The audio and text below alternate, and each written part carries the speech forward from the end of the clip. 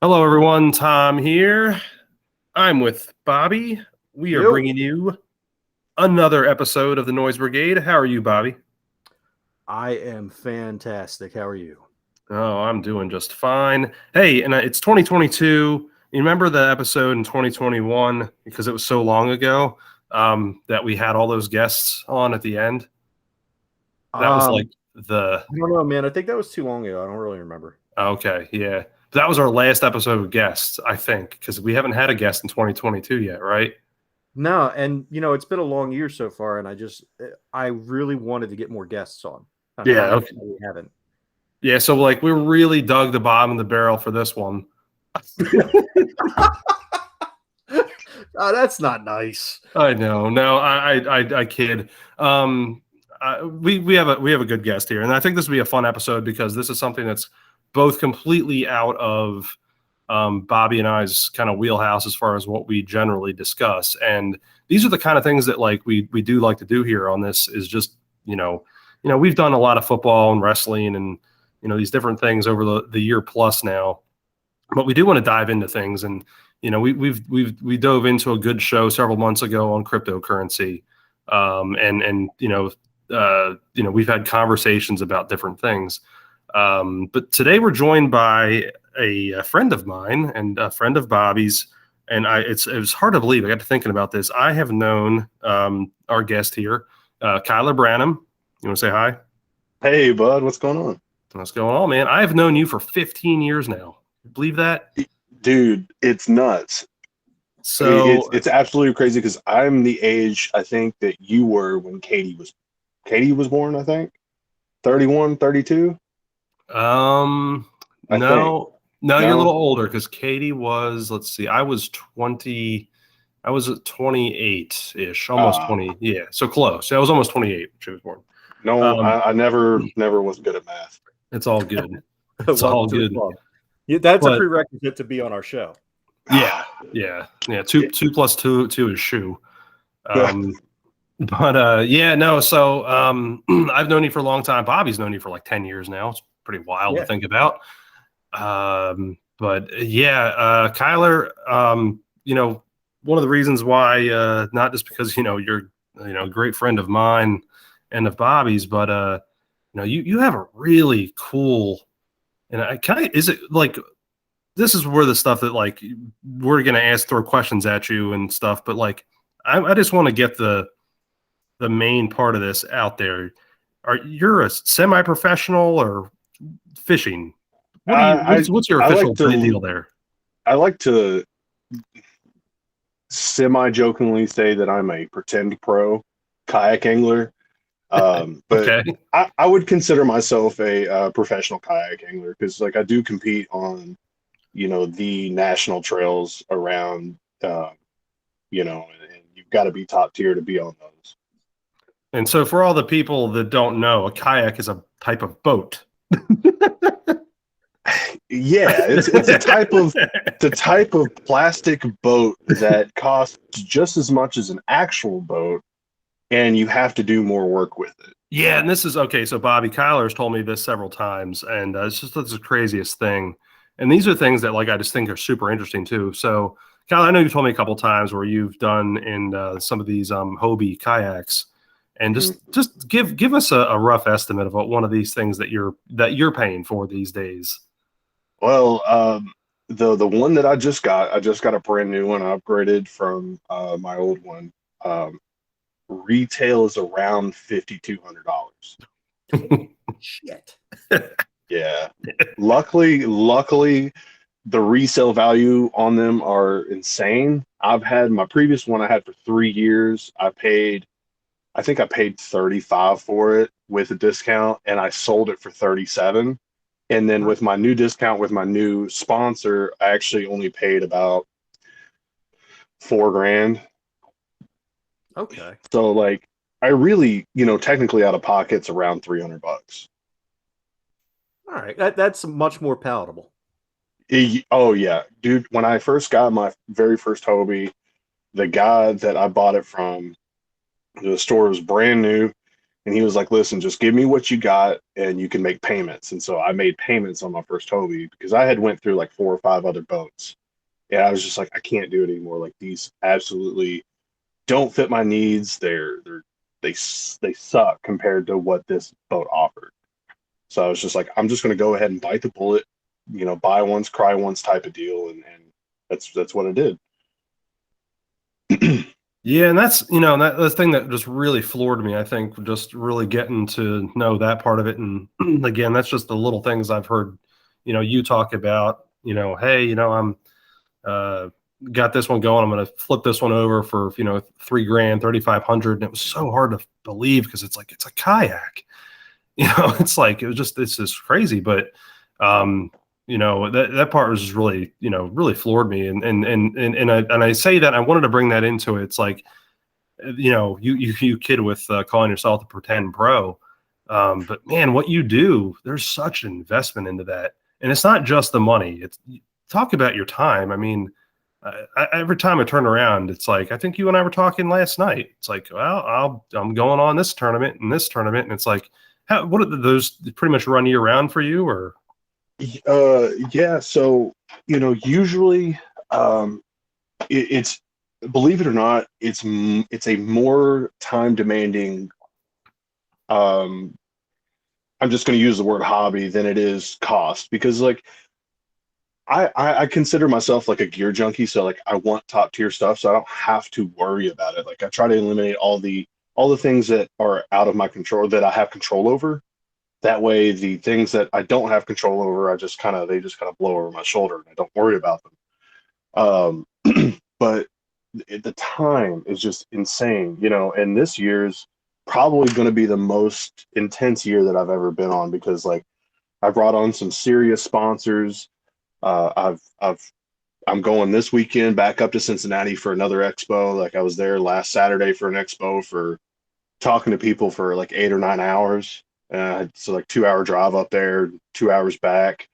I had a guy want me to go to St. Louis and he was going to put me up in a hotel and it just stuff didn't align. He wanted me to work the booth with him. And it's just very demanding because you look at tournament fishing and you look at the tournament dates and you're like, oh, this is what he fishes. This is all he fishes. And it's really not the case because you have to practice. Like time on the water is everything. So the more time that you spend on the water, the better you're going to hone your craft.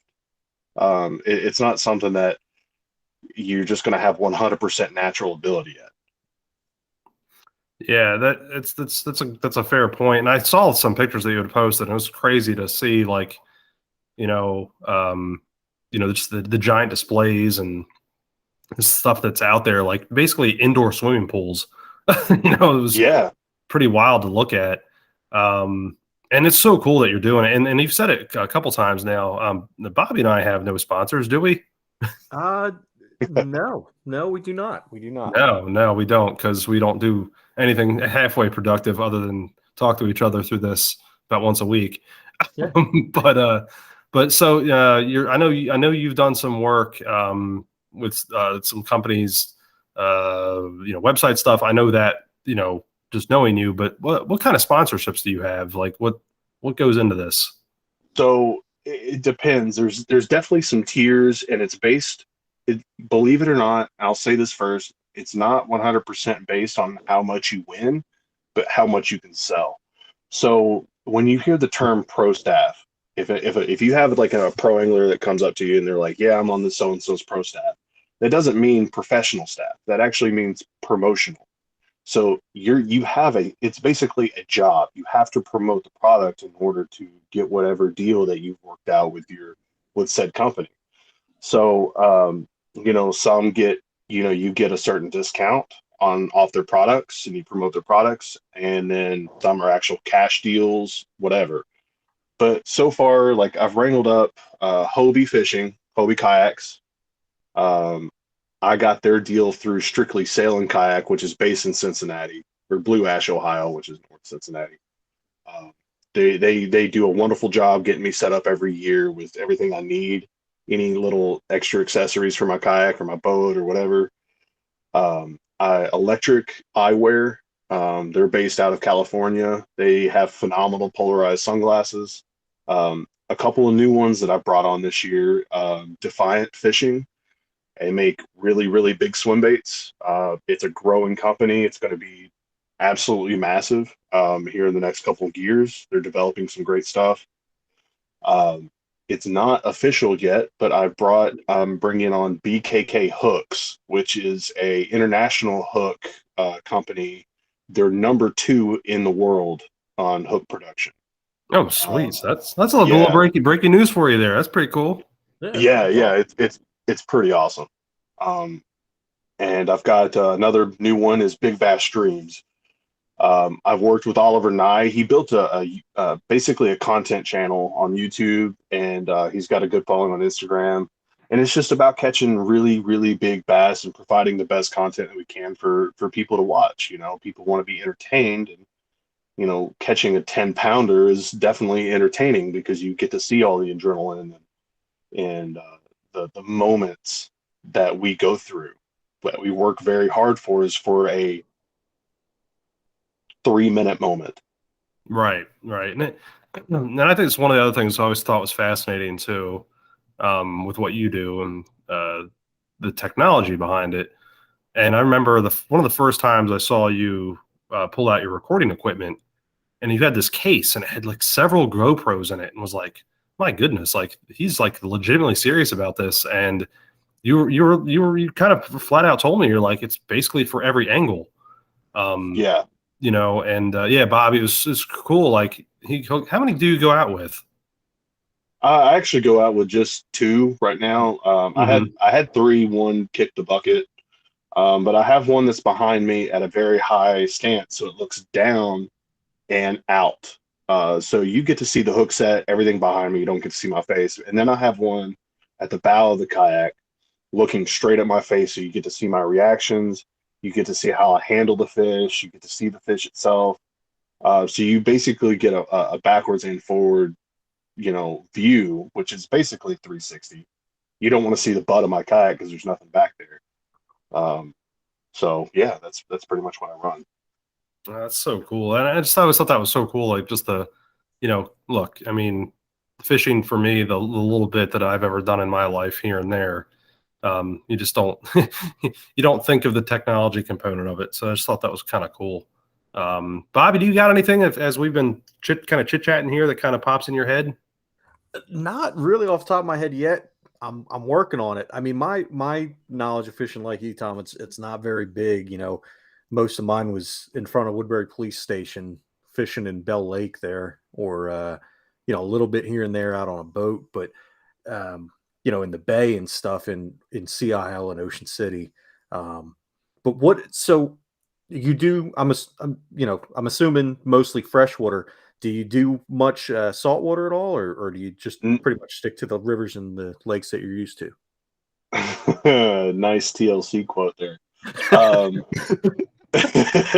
No, I usually stick with freshwater. Last May, when I was still with Casting Rod, I actually had the opportunity. They flew me out to North Carolina, and I got picked up from the airport, and we drove straight to the coast. And we went out and did saltwater like content for casting rods and stuff like that. But we were on a boat, we weren't on a kayak. So like that was a really, really, really cool experience. I got to catch a speckled trout. There were a couple other, we got bluefish. We got on a huge school of bluefish. That was a lot of fun. I want to go back out into the salt. It's almost too far of a drive just to do it for fun for me when I can go trophy hunting in some of the lakes around here. So now with what you do, obviously most of your exposure and everything comes from being in tournaments and stuff like that. How much of it do you do just for fun now?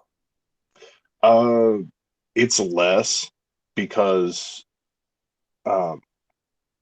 mainly because of like work. I still do a 9-to-5 job. I still want to spend time with my fiance Megan, and so it's a really big balance.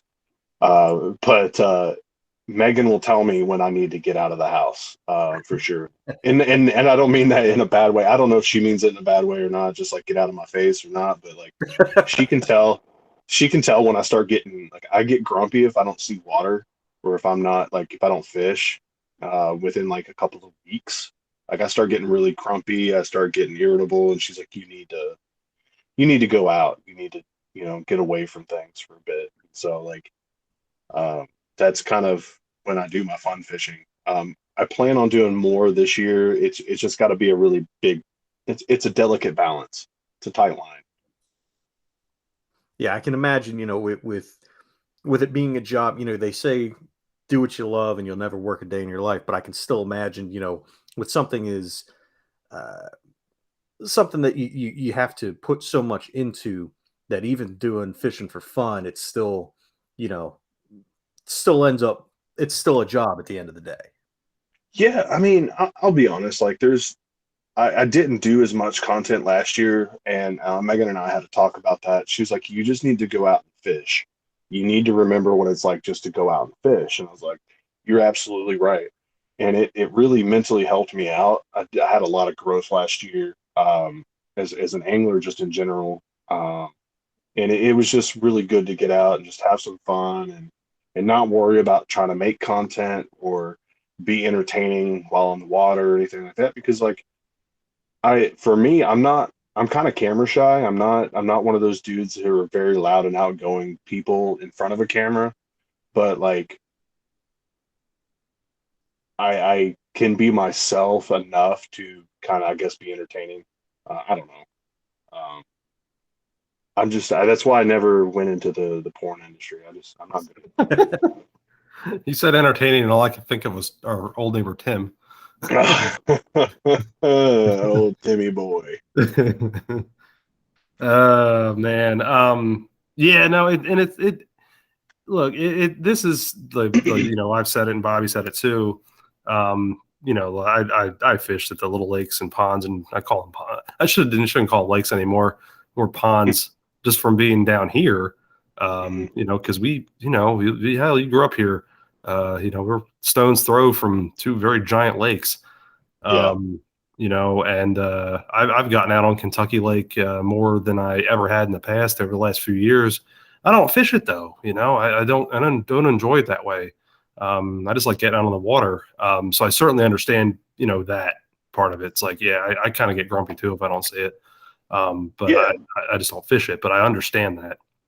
Yeah. And a lot of people, sometimes feel like that you have to have like the top gear, you have to have all of this stuff in order to go out and enjoy a day of fishing. Like you can literally go to Walmart and pick up a $20 combo in whatever you think looks pretty as far as a lure goes and go and you can still catch fish. It's not about like having the most stuff or it's just getting out on the water just in general and just enjoying yourself. Oh I yeah, think that's the most important part.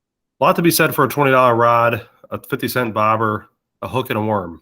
Absolutely. Well, my kids got to do a lot of that. We did a Cub Scout camping trip, and they fished quite a bit there. And it was really simple fishing, but it was fun, because yeah, we were catching little trash fish, but they had such the joy on their faces, just to see they're pulling in the little sunnies and whatever they were doing, Yeah. and it was, it's fun to see. And I remember doing that when I was a kid, and I'm sure this kind of was, I was thinking about this, knowing you and really knowing your dad as well as I do, certainly this had to come from, you growing up, right?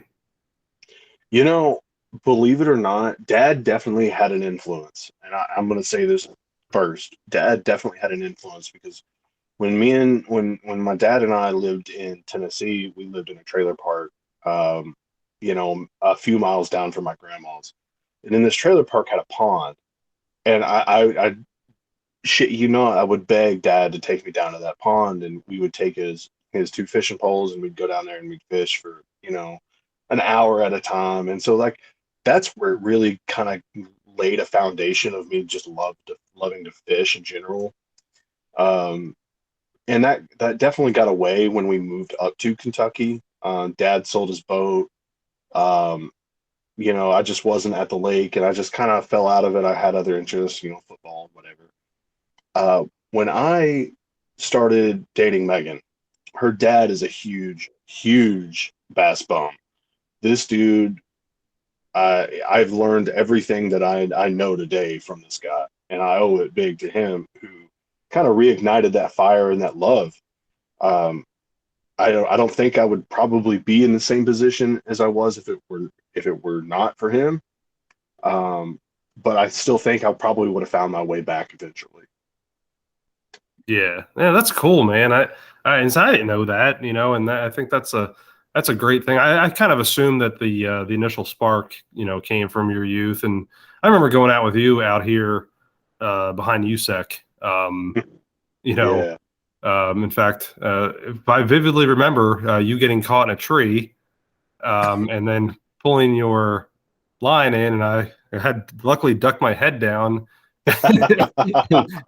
And the damn lure thing hit your face, bounced off my top of my head. Yeah. Oh, close call.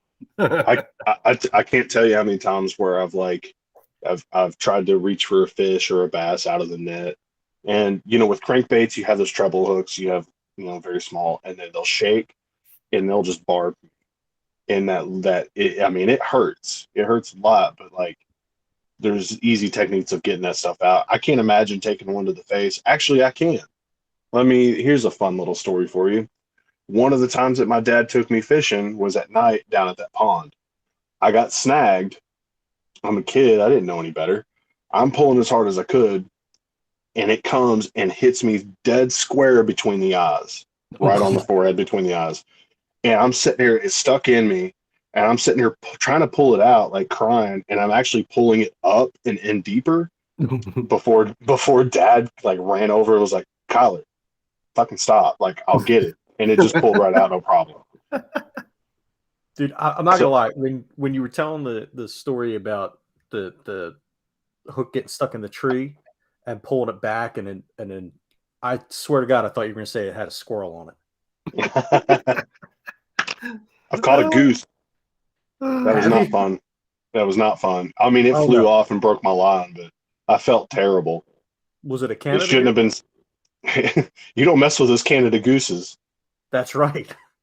You got a problem with Canada gooses. You got a problem with me, and I suggest you let that marinate. Damn straight. Damn straight. Yeah, I appreciate. That's what I appreciate about you, Kyler. Yes.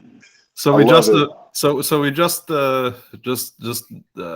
that you caught a goose. Other than fish, what other things have you caught?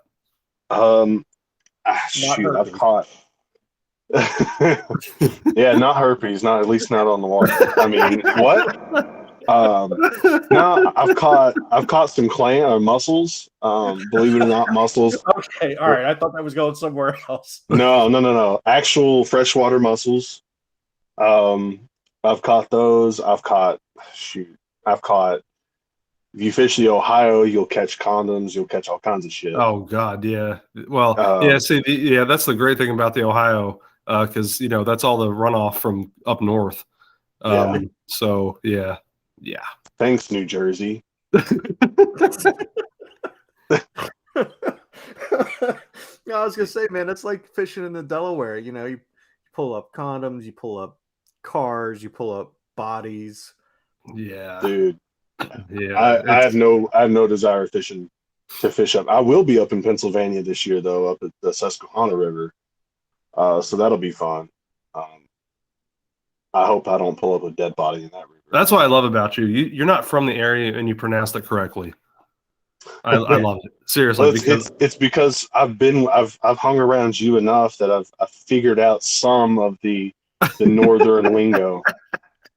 Well, you know how to speak Native American. That's Susquehanna, the Native American word. Yeah. It's just great because Bobby and I have so many times over the years, especially living down here and with him living in Florida, probably not as much because you got a lot of transplants down there. But man, to hear some of the areas and the words like the Schuylkill River and those things just butchered, Oh, yeah. No, that's good. So what now? tournament up there, or just Yeah, yeah. I've got a tournament up there in at the very end of July, July 30th and 31st. It's in Harris. It's out of Harrisburg. So I'll be up there probably the 27th through the 31st because I'll be practicing a little bit, whatnot. No, that's awesome, man. That's awesome. Yeah. So, of all the tournaments and stuff that you've done to date so far, do you have any favorite spots, or just Dude? Let me tell you something about this spot. There's two lakes that I've done last year, and it's the furthest that I've been from home. Both of them. One was the Upper Mississippi in La Crosse, Wisconsin. Beautiful area. Very grassy, but like that was probably one of the most beautiful scenes. Like you could definitely tell that the Mississippi used to be a lot deeper. It definitely carved down over millennia or however long, depending on which religion you are, however long we've been on this earth. And then Lake Champlain up in Ticonderoga, New York. That was my absolute favorite. No kidding, you fished that? Yeah, dude. Did you catch the knockoff Loch Ness Monster up there? I did not. I looked for it. I even I attached a big piece of meat to the back of my boat, but oh, that's right. It was a Champ or something, wasn't it, Bob? Yeah. Remember we actually did an episode on cryptids, and I'm pretty sure we talked about Champ. Yeah, dude. I don't know. It's been many episodes ago, but yeah, we did. Kyler, we did an episode where we talked we tried to steer away from like the big ones, so we didn't talk a whole lot of Bigfoot, but we did a lot of like the Jersey Devil and some of the other ones that we were more regionalized or kind Mothman. of those Mothman. Yeah, dude, so hell yeah, yeah. So I think we did kind of briefly mention that. If not, then we completely just lied and said that we did, but whatever. Go back and listen and tell us if we're wrong. I definitely will do that. I'll do that tomorrow while I'm sitting at work. We'll just ask Hollywood. He knows that episode. yeah. Probably would watch it or listen to the episode. It's kind of a running joke. We try to mention him in just about every episode, Kyler. Hollywood. But no, yeah, it's that's funny. So I will say this: I know that area. I don't think that I've been to Lake Champlain. I've been to Lake Placid. I know upstate New York. My mom was a big fan of that area, especially in the fall. When did you go to Lake Champlain? What was the time of year? It was like midsummer. So like, let's see here. I can't honestly remember. So it was midsummer. Yeah, midsummer. I think it was like June. Okay, I was gonna say if you ever get the chance, and I don't know what the fishing would be like, but that area of the country, upstate New York, Vermont, fall with the leaves changing colors. Oh my goodness. It's second to none. It's like going to a pristine white beach. It's like going to the mountains. It's just something to see. Yeah, it definitely was like it was my favorite place that I had been up to that point, because so Megan and I drove up to just north of Buffalo. Her parents take a trip because her stepdad's a huge Buffalo Bills fan. I don't want to get into that, but whatever. He's a huge Buffalo Bills fan, so they go up there and visit the city for what it is. And but they rented something off not Lake Erie. What's that one right beside it? I can't think of the name. One of the Great Lakes, or yeah, one of the Great Lakes. Let's see. There's is it Huron? No, that one's Ontario. Ontario Lake. Yeah, Lake Ontario. Okay. So they were up there for a couple days, and then I just drove east about 7 hours east. And dude, I got there probably pulling up to the mountains around like 5:30 in the morning, and it was just the most beautiful scenery that I've ever seen in my entire life. I was completely blown away. I saw what I thought was a freaking giraffe, but it was a moose and its calf walking across the street about 400 yards away. But I seriously, I was like, what? I was like squinting. I was like, what the hell is that? I was like, that's a damn giraffe. And I was like, no, no, no, wait. No, they have moose up here. Of the upstate New York Serengeti. Hey, weirder. There's more tigers in Texas than there is in the world. So I wouldn't put it past New York to have the most giraffes in the world. Yeah, You know what? Anything is possible. Yeah. Yeah, that's funny. But now it's such a beautiful area. I'm really glad you mentioned that because as being one of your favorites so far. Now, to that point though, of places that you've been, we've talked to. How about places that are kind of on your bucket list of where you would like to fish, or just even get on the water? So I'll be knocking off a couple this year. Santee Cooper Lakes in Manning, South Carolina is on the bucket list simply because you have a chance to catch something over 9 pounds, a bass over 9 pounds there into the double digits. Clear Lake in California is a big bucket list item because they have 15 to 17 pound bass, believe it or not. Oh, dude, it's insane. Like, what basically, they don't really have any predators in those lakes over there. And so they just fed and fed and fed, and they just get massive. I plan on trying to get down to Florida to fish Okeechobee at some point. But I don't know how soon that'll happen. I mean, there's a whole list, man. I've got Lake Dardanelle and Russellville, Arkansas.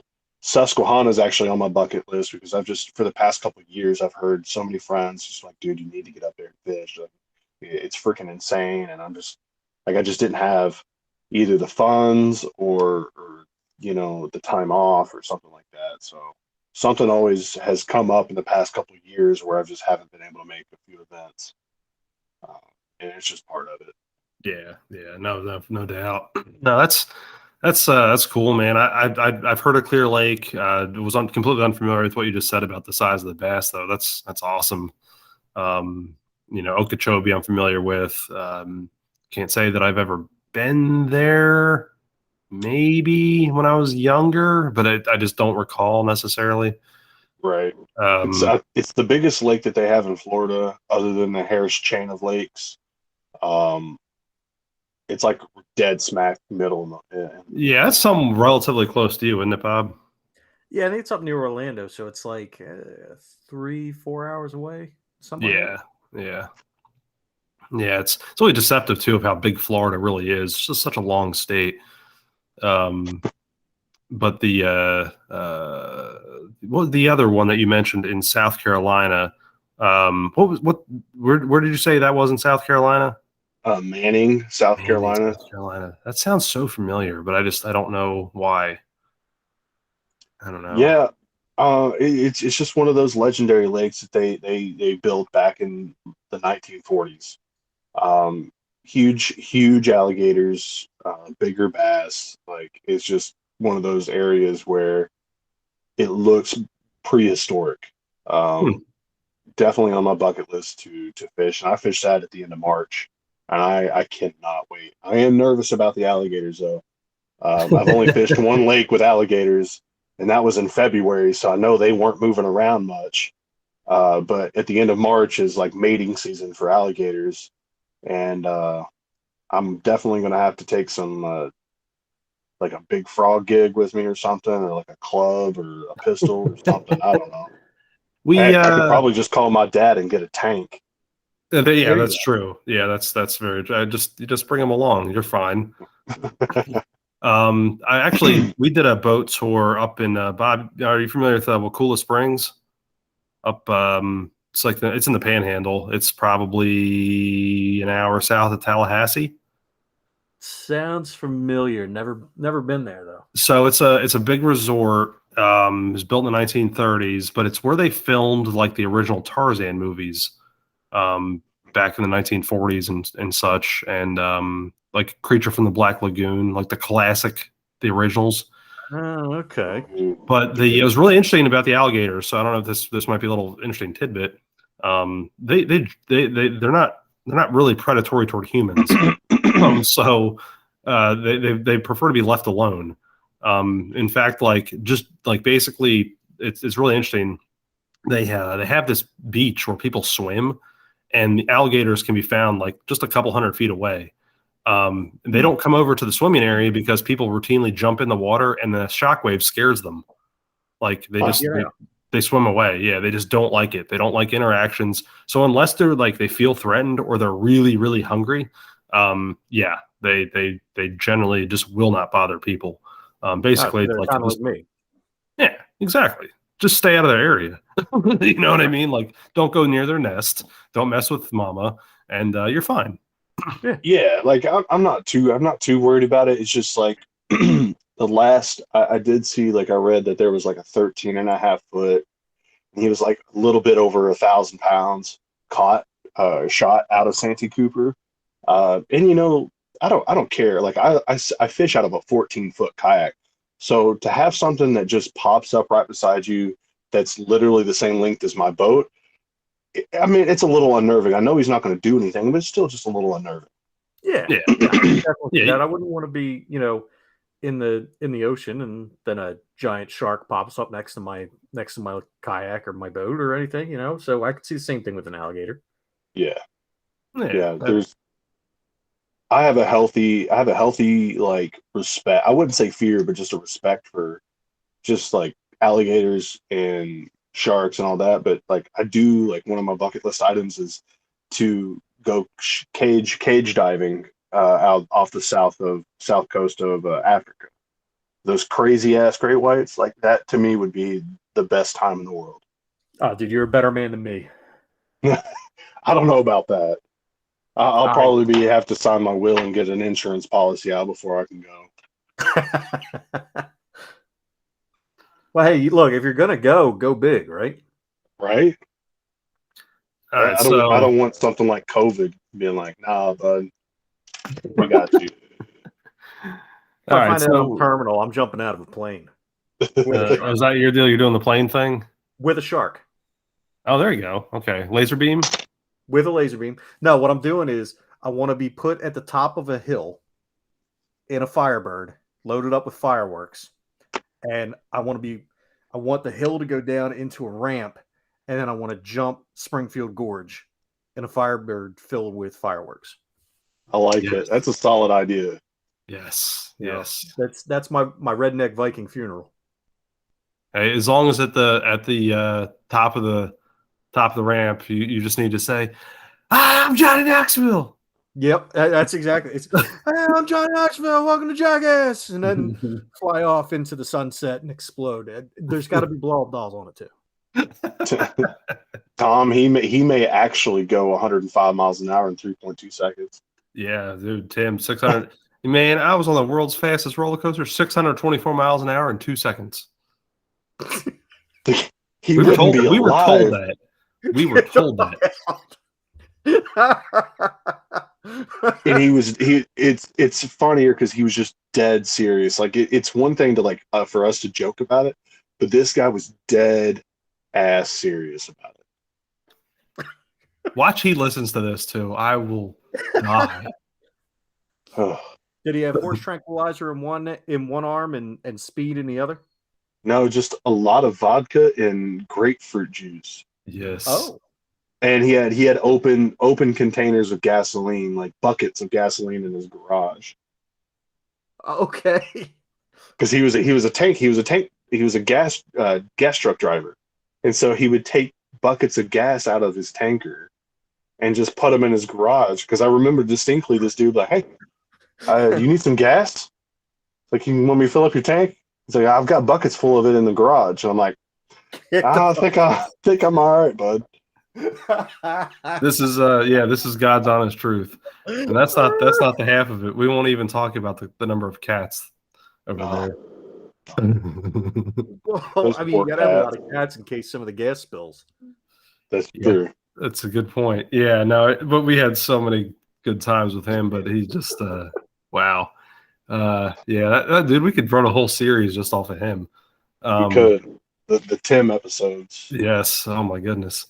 Maybe we write scripts based on that, and then we do a series of shorts, and we can be the next Letterkenny. Dude, I'm telling you, it is absolutely wild. And he was just one of the crazy neighbors over there.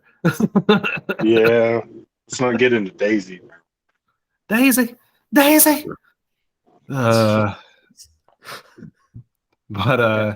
Yeah, yep. So okay, all right. So we before we get into anything else here, because I do want to talk a couple of other things that are not fishing related necessarily. Is there anything that we kind of left untouched fishing wise that you'd like to kind of say, or at least I hate to say like a word of wisdom or word of advice, or just anything on your mind that hey, maybe someone's seriously thinking about what you do, which is, I saw your trajectory as a hobbyist into really you're on the precipice of being a professional. Right. I mean, if I was going to give, and I've actually never been asked this before, so this is going to be kind of interesting. But I guess if I was going to be asked to give some advice to someone who wanted to get into this industry, man, it's hard to just pick one thing. Don't get caught up in the whole sponsorship game.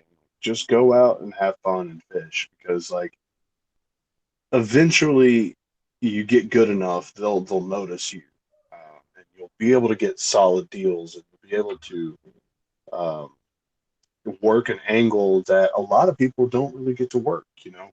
I did it the wrong way. I went the hard route. Like I fished for a little bit. I fished for like 2 years, and I started kind of getting in competitive. I was like, oh, sponsors! Like, I need to get sponsors, discounts.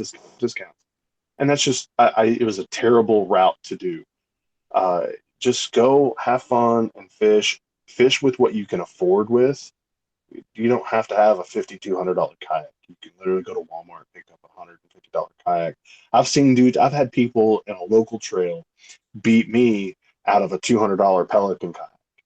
Like, no joke. Like, I have all this stuff. I have all these electronics. I have a huge graph. Like, and I get outfished by a guy who just loves to fish. And it just love to fish, love the game first before you start trying to do anything else with it.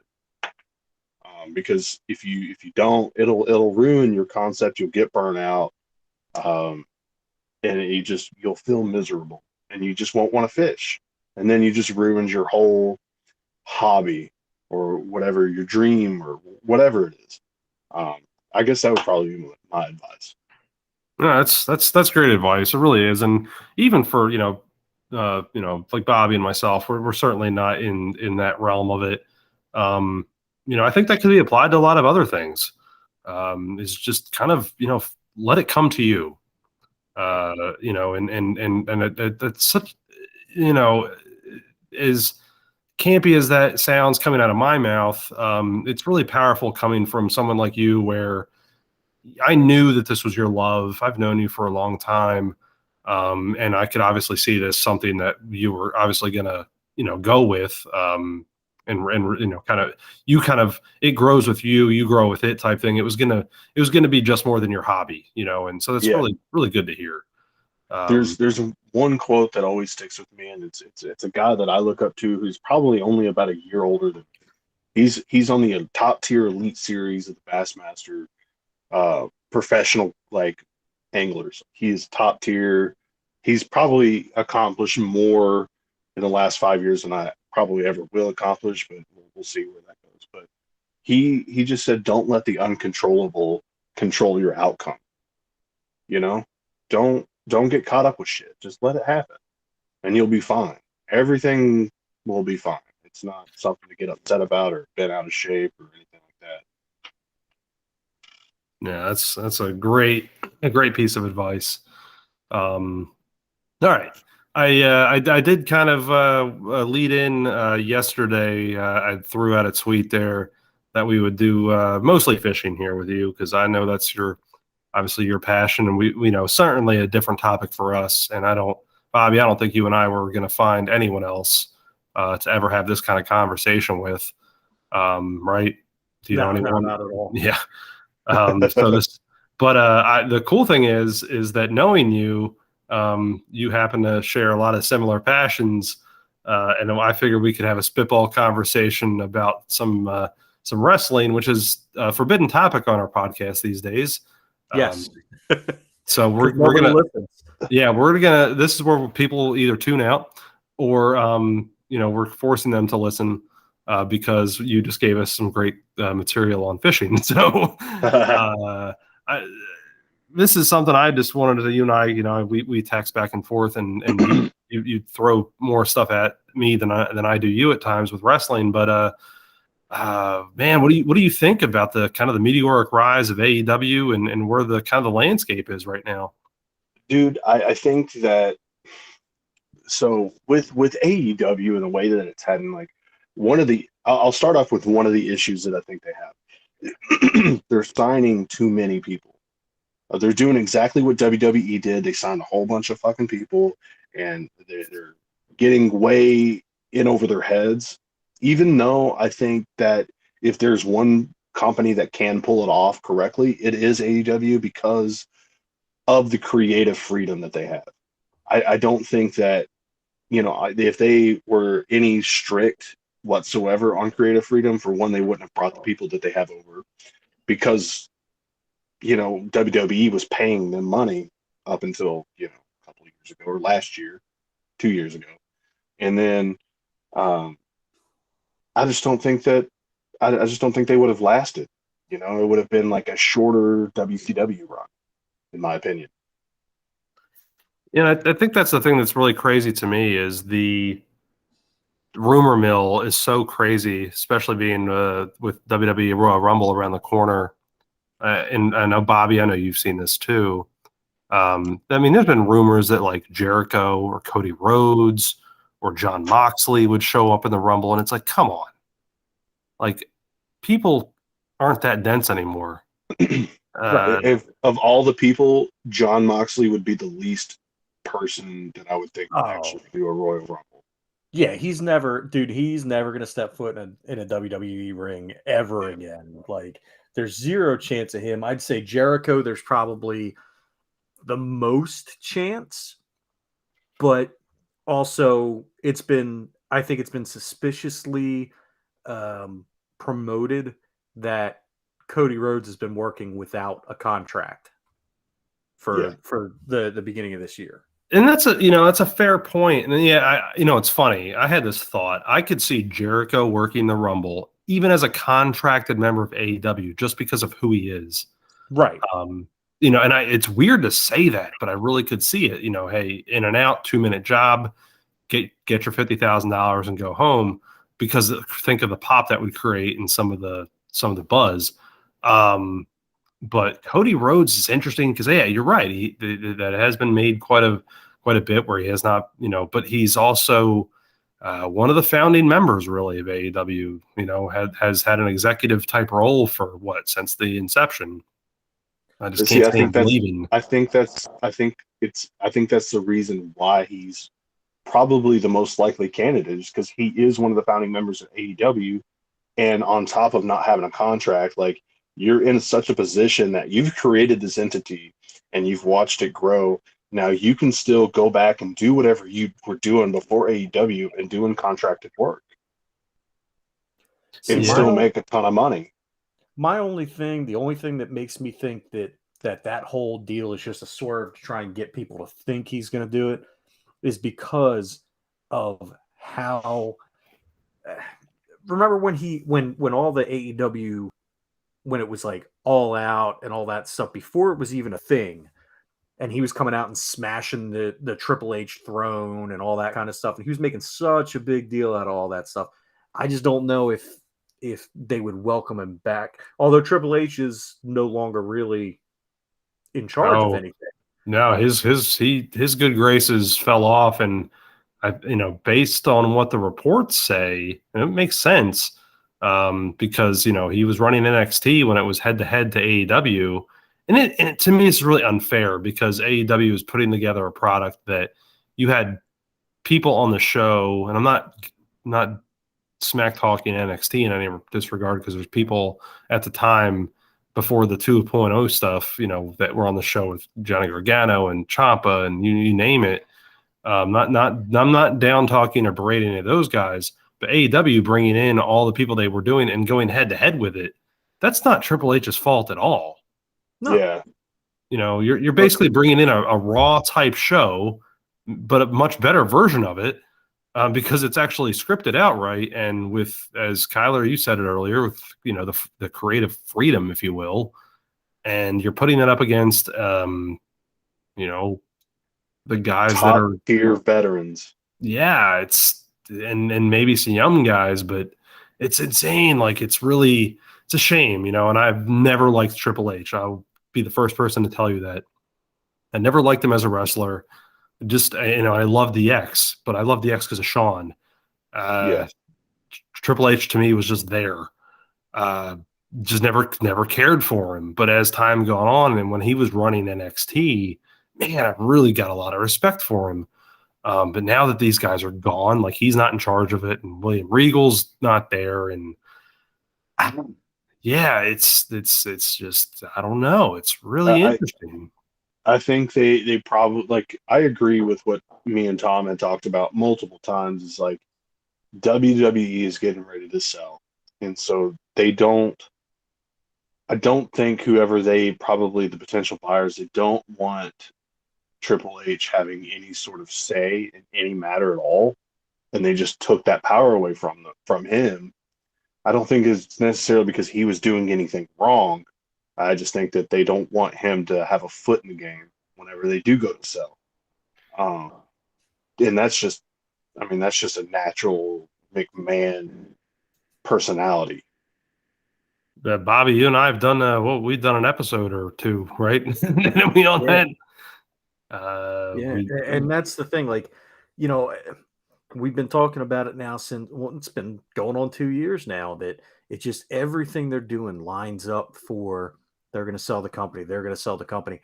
And at this point, though, I'm starting to, as much as they're doing more and more that makes it look like they're going to sell the company, I'm starting to doubt it because I don't know. I mean, I figured it would have sold by now. And the only thing I can figure is maybe they're waiting until Vince is at the point where Vince is on his deathbed. And I don't know, man. Because that's the other thing is I just cannot see Vince ever, while he's alive, giving up control of WWE. I think that in his personality, I think it eats him up that the XFL failed twice and that he was a part of that. And I don't think that I don't know, man, just something about it. It doesn't, even though everything looks like it, the optics look like it, I just can't see him selling until, it's out of his hands. So Slice Wrestling had an article back in September of last year, early September, saying that WWE is preparing to sell within the next 2 years, and that Disney is being discussed as a potential buyer. Yeah. I wouldn't be surprised if Disney buys it, because Disney buys everything, and it's entertainment business. We talked, Bob. You and I talked about some of these potentials. Comcast, NBC Universal, as one. Fox, right? Yep. Fox was the one that I thought was really, but Fox is owned by Disney. Disney, right? Yeah. It's interesting. I still think the same thing. I do think they sell, but like kind of going in that boat where, they've done all this stuff. They've cut all these people. And this is Bob, you and I have talked about this before on this podcast, in very disgusting things that they've done, cutting talent while they're still making record-breaking profits during the times where these people aren't being able to either wrestle in front of people or just wrestle, period. Right. And they're still making money hand over fist. And it's just, hey, they've done all this stuff, but it's like, and maybe Kyler, I think we're still kind of all on the same page here where, maybe it is within 2 years, or now we're down to a year and a half. But yeah, I can't imagine that McMahon's going to take anything less than about 5 billion for the company. I just don't see it. Just because he's a greedy bastard, and that's just who he's always been. And there's nothing wrong with getting your worth. He built a great company, and I'm not dogging the company. I'm dogging the decisions that they've made and how they've been so strict on creative and like just unleash these wrestlers. Like you have some top tier. You have Nakamura, who's just been the middle class, wrestler for the past couple of years. I mean, he's got what, Intercontinental right now. And then you've got they brought back what's his Lesnar. They brought back Lesnar, and he's got a whole new look, whatever the hell that is, biker lumberjack bullshit. The dude cracks jokes, but the only thing that his brain can come up with is knock jokes. Right. But like I don't know. Like I feel like that they have their certain little ring of top tier, what they think is top tier wrestlers. And don't get me wrong, Lesnar pulls numbers, but like I said, you have Nakamura, you have Kevin Owens, who's been just wasted, completely wasted at that company. Him and Zayn. Exactly. Dolph Ziggler. You have what's his name? The dude that was in NXT for a bit, he came back. Finn Balor. You have Finn Balor, who's a phenomenal. And he had that one run where he won and had to relinquish it. You haven't seen him since. And he's just been in and out, just day in and day out. Just every time he gets out there, he puts 110% in. Yeah, and it's funny because it's, so Kevin Owens, Sami Zayn, Shinsuke Nakamura, Finn Balor, these are the guys that if I'm paying, when I went, because I just took Peyton over the summer, we went and saw before SummerSlam we went and saw one of the live events. And that's who we went to see. We went to see them, and we went to see Big E and New Day. And aside from that, I didn't really care who I saw. But none of those guys, aside from Big E, and he ends up losing the championship, which I think is bullshit, but that's besides the point. None of them are getting treated the way they should. New Day is because they're one of the only tag teams that the WWE has, because for whatever reason, Vince doesn't believe in tag team wrestling. They're the only true tag team. Let's just say that. Right. Like RK Bro ain't shit. I don't get me wrong. I love Randy Orton. Like he's probably one of my favorite wrestlers right now. He's always entertaining. He always goes out and does his stuff. But like, you don't see any true tag teams anymore, and it's just like almost Vince is just like spat in the face of old school tag teams. Yeah, the New Day is our generation's Fabulous Freebirds. That's the closest approximation that we have to it. But the thing that I found interesting recently, and this really kind of made me think, and it really makes me kind of wonder for the Rumble. I'm not saying that like Chris Jericho is going to show up in the Rumble, but the WWE on their Twitter had made a point to say that Mickie James was going to be in the Women's Rumble, and not just Mickie James, but the Impact Women's Champion or Knockout Champion, Mickie James, and the official WWE Twitter account posted that, and it's like, wow, I never thought that they would reference another company like that. To that degree, anyway. They have. That's probably how they got the deal.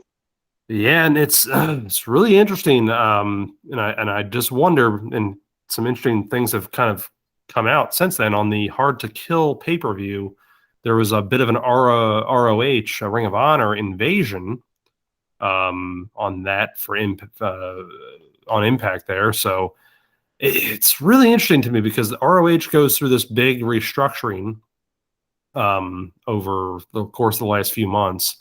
and then they make a pop on Impact, and then all of a sudden, you know, you have this announcement from the WWE, and I just wonder that there's not been some kind of unannounced library purchase, because that's what they do.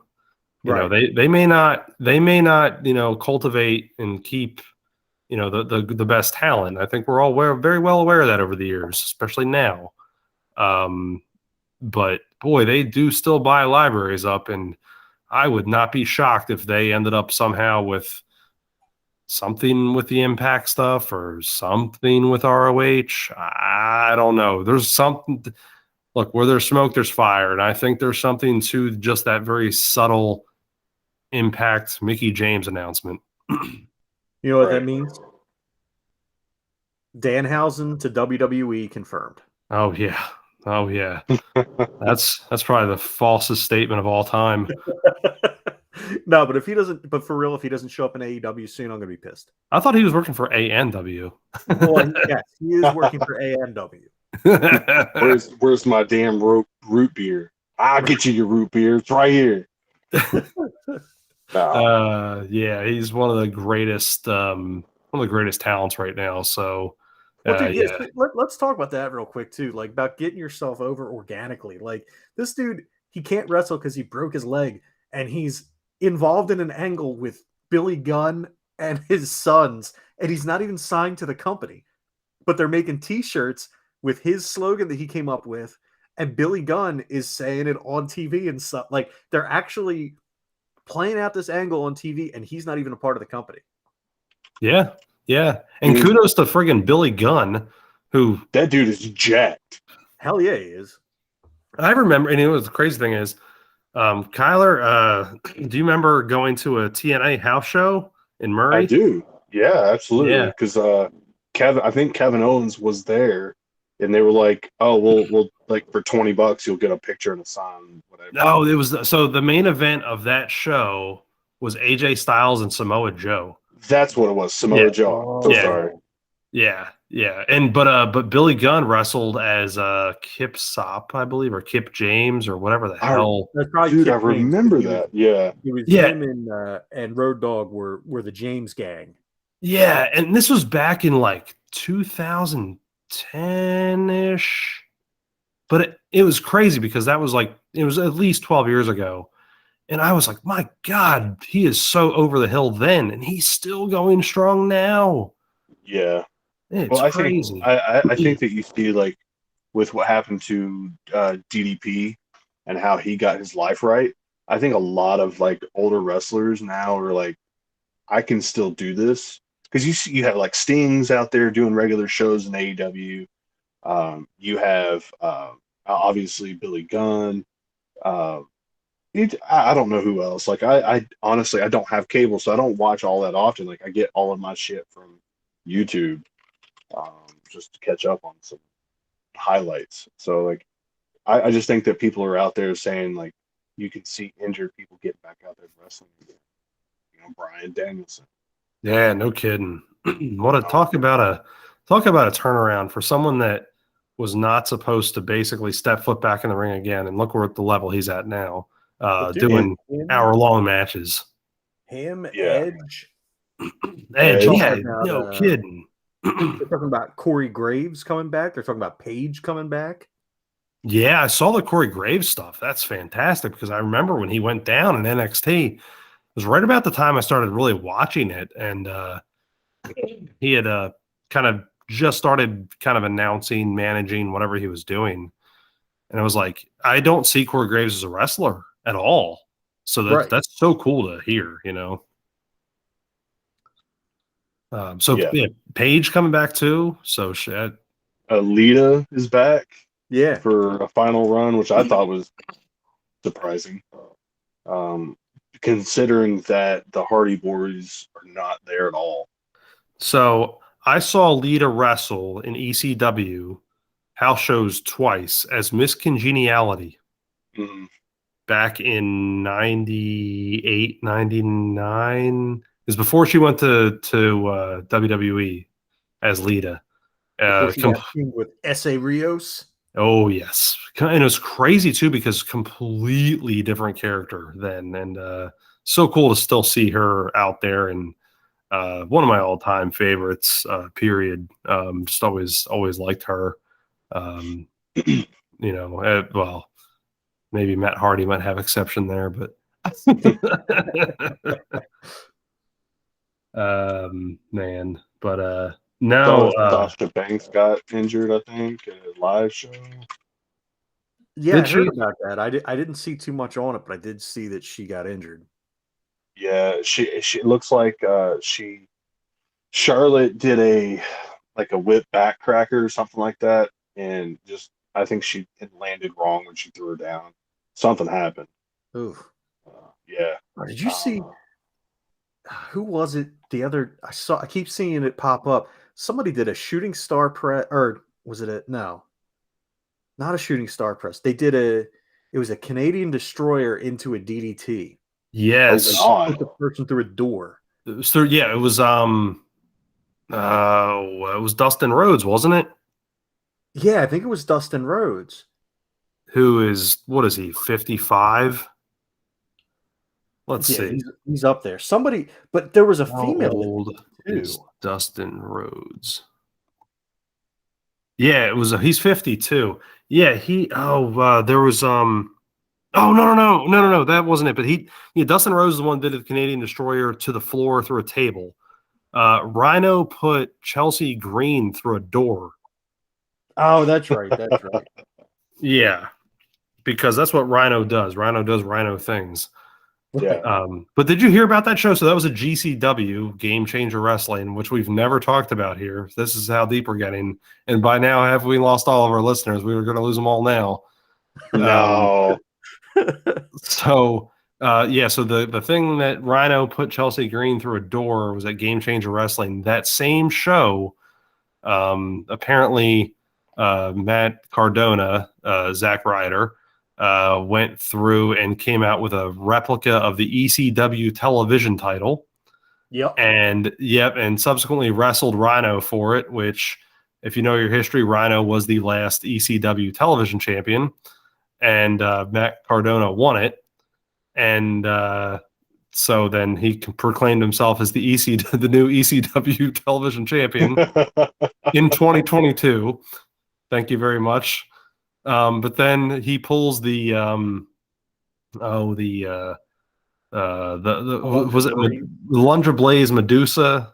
Where he throws the title in a trash can the very next day. And then he told Paul Heyman he can kiss his tan ass. He's the ECW TV champ. Paul Heyman. Yeah, that man's made so much money. Right? I wonder if he's made good with everybody from ECW yet. I don't know. No, I don't think so. We've all watched enough documentaries to know that thing was run like a cult. That is true.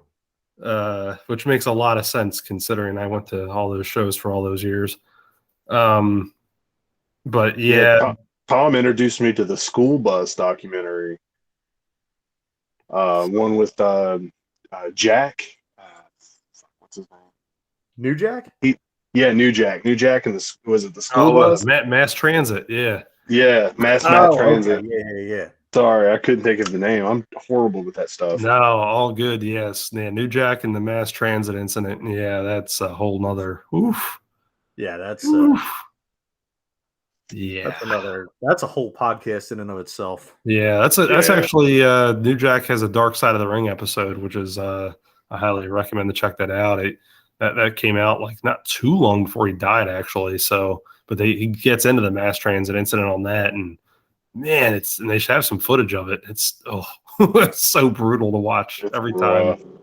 Yeah, it really is.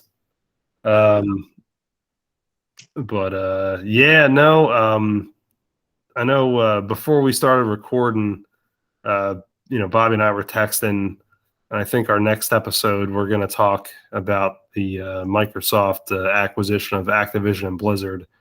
we're going to do that some diligence and kind of see where that goes. We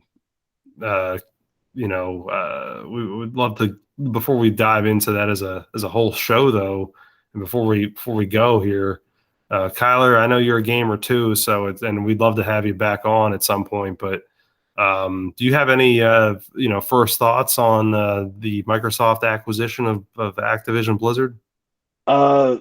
See, I don't know. My whole thought is like I think it was after the Lich King expansion that came out with World of Warcraft. Like that was around the time that Activision bought Blizzard, and just all the expansions after the fact. Not that I played them, but I've had a lot of friends be like, "Yeah, it's just not what it."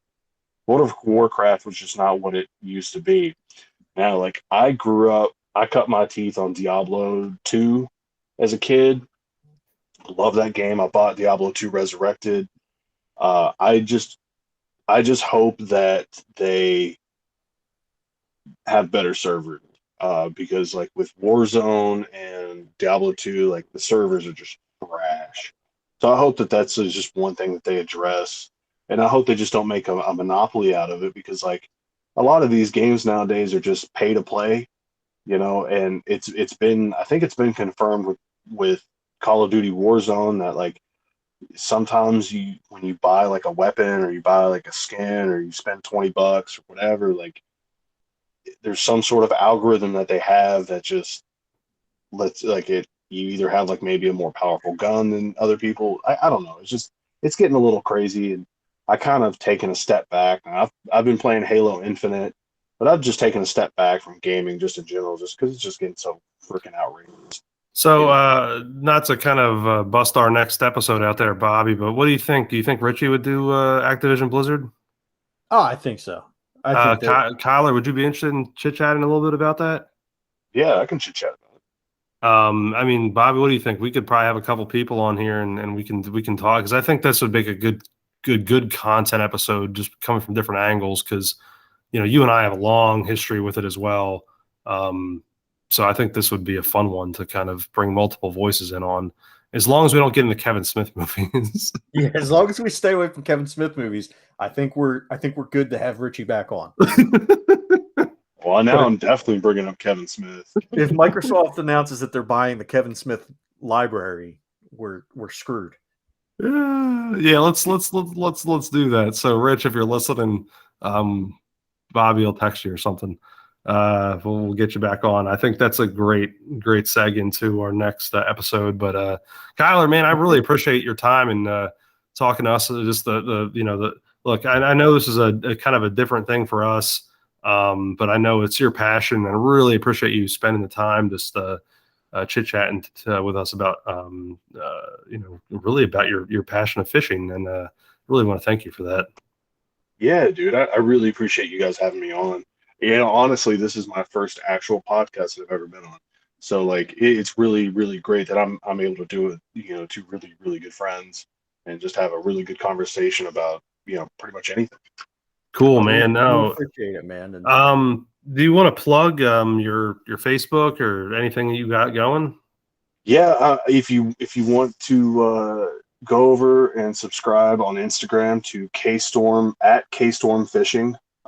Just K Storm, like it's storming, and just fishing. Just give me a follow on there, or go to YouTube and subscribe to Big Bass Dreams. That would be phenomenal. I'd greatly appreciate it. I'm going to YouTube right now.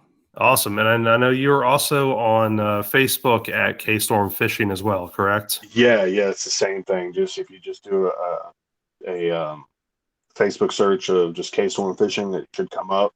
Just right. Like and follow. Cool. And you don't do the Twitter thing, right? Yeah, I don't do Twitter. I would get too deep into the conspiracy theories of Twitter. Well, we have millions and millions of followers on Twitter, 27, I think.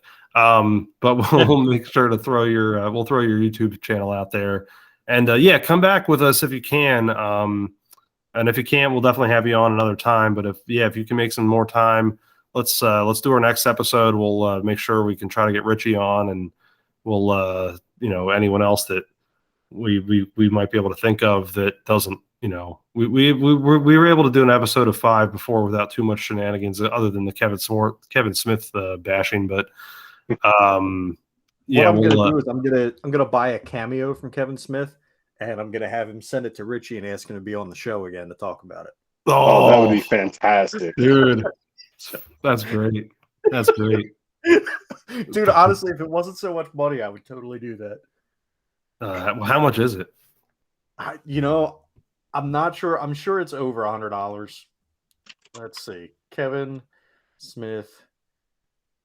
I mean, if it's like $100 for him to say something for 30 seconds, dude, I'll split it with you right now. Hold on. Let's see. Oh, you know what? Let's see. Cameo calls. So it doesn't. Oh, he's not doing it. No, bummer. He's not currently taking any requests. Bull crap, because it says 24-hour delivery available. Kevin Smith, you need to get your shit straight, bud. Yeah, you better come correct. That's right. Can we get can we pay like less money for like Dante or Randall to say it? How about you just get Ross Patterson?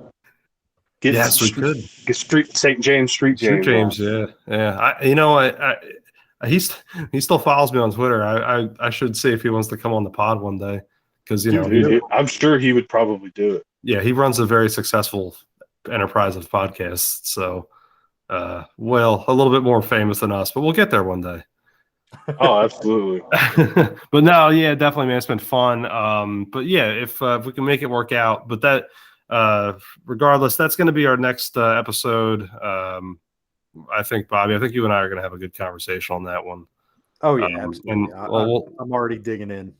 Yeah, we'll try to get a couple of our friends here. We'll try to get Kyler back on here, Richie. We'll